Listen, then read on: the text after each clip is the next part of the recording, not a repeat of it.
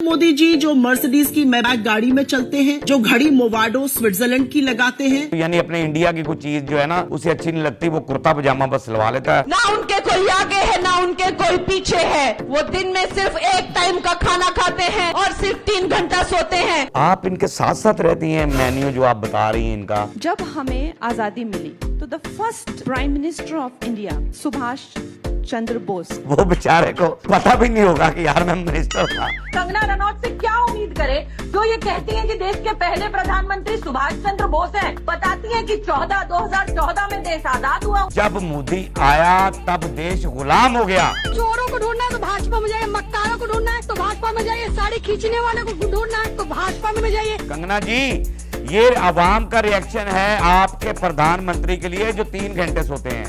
पाकिस्तान को सस्ता तेल दे रहा है और भारत को नहीं। ये क्या, ये प्यूटन का कोई डबल गेम आपको लगता है? उसकी वजह ये है कि हमारी पॉलिसियां अच्छी हैं, हम ताल्लुकात बेहतर बनाना चाह रहे होते हैं। अस्सलाम वालेकुम नाजरीन, मैं हूं आपका अपना सरफराज विकी अल मशहूर सुसरा। नाजरीन, ईद मुबारक हो आपको। सबसे पहले तो ईद की खुशियां, रमज़ान शरीफ गुजर गया और ईद मुबारक हो आपको। तो अब बात चलते हैं, अब ज़रा थोड़ा सा मामला ऐसा है। तो ईद वाले दिन जो है ना, वो मेरे पास क्लिप तो आ गए थे काफ़ी सारे, तो मैं क्या अब ईद से पहले जो है ना, ईद तो मनानी है, ज़रा अपने व्यूवर के साथ भी मनाओ ना ईद। तो आप सबसे जफ़ियाँ डाल रहा हूँ, ईद मुबारक, ईद मुबारक, ईद मुबारक सबको, मेरी तरफ से सबको ईद मुबारक है। अच्छा, अब मोदी जो है, जो बड़े लेवल पर वादे करता था आवाम से, मैं बड़ा सादा सा बंदा हूँ, मैं बड़ा बिल्कुल आम आदमी की तरह ज़िंदगी गुजारता हूँ, मैं सारा कुछ ये करता हूँ, लेकिन उसकी हकीकत जो है वो मीडिया ने हमें बता दी है। मीडिया क्या कह रहा है मोदी के बारे में कि मोदी की हकीकत क्या है असल में, दिखाइए। मोदी जी जो मर्सिडीज की मैबैक गाड़ी में चलते हैं, जो घड़ी मोवाडो स्विट्जरलैंड की लगाते हैं, जो जूता केनिथ कोल अमेरिका का पहनते हैं, जो कपड़ा अरमानी का पहनते हैं।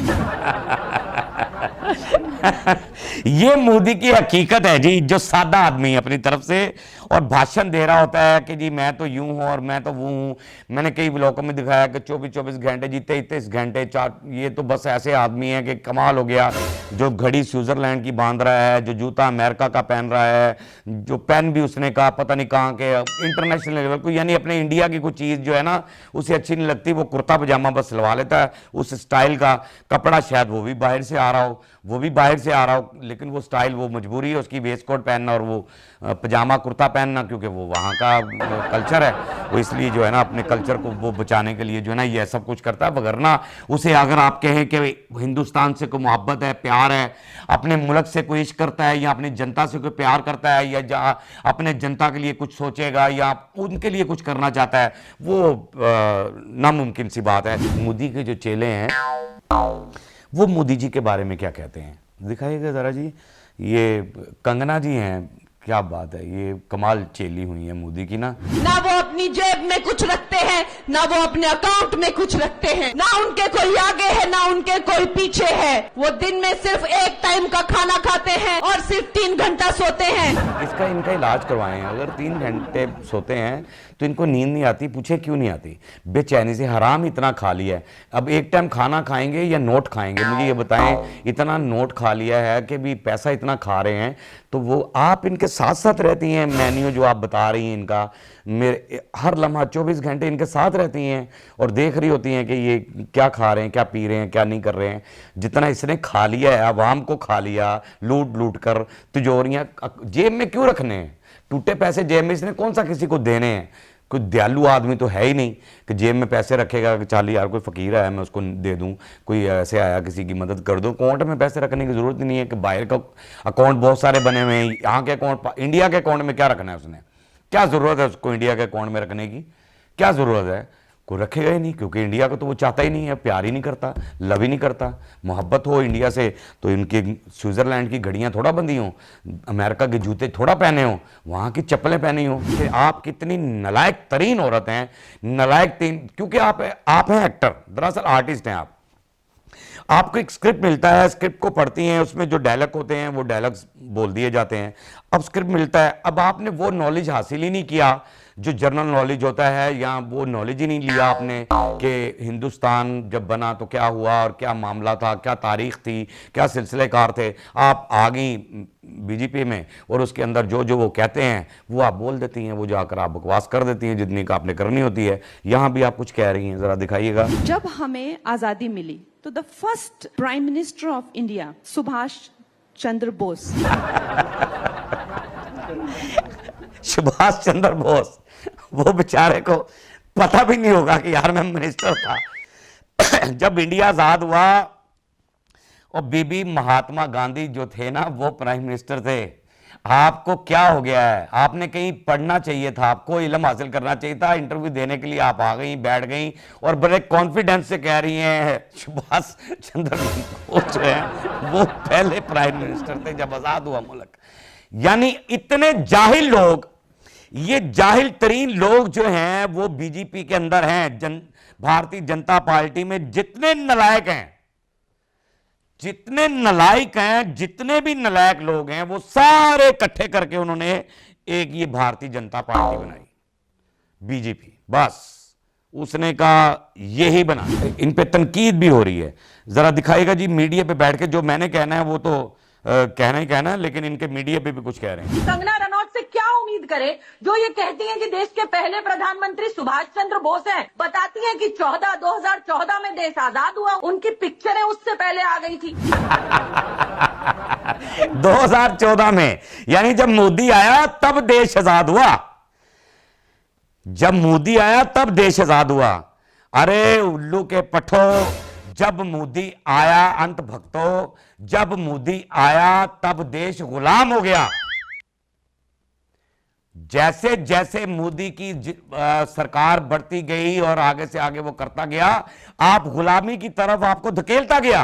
और आप कह रही हैं कंगना जी का, देख लें मीडिया पे बैठकर भी आपको वो जलील तनकीद क्या कर रहे हैं कि क्या उम्मीद रख सकते हैं आपसे कंगना जी, क्या उम्मीद रख सकते हैं जहां आपको यही नहीं पता कि पहले प्रधानमंत्री कौन थे इंडिया के पहले प्रधानमंत्री कौन थे जब आजाद हुआ मुल्क। तो वो प्रधानमंत्री कौन थे? इल्म हासिल करना चाहिए। वहां की अवाम का क्या रिएक्शन है? ये तो आप कह रही है ना फला फला फला फला फला फला, जो मर्जी कर ले, जयकार। मोदी की हकीकत भी मैंने आपको दिखा दी है। और अवाम का क्या रिएक्शन है, जरा दिखाइएगा अवाम का एक रिएक्शन जरा। चोरों को ढूंढना है तो भाजपा में जाइए, मक्कारों को ढूंढना है तो भाजपा में जाइए, साड़ी खींचने वाले को ढूंढना है तो भाजपा में जाइए। चोरों को ढूंढना है, माफिया को ढूंढना है।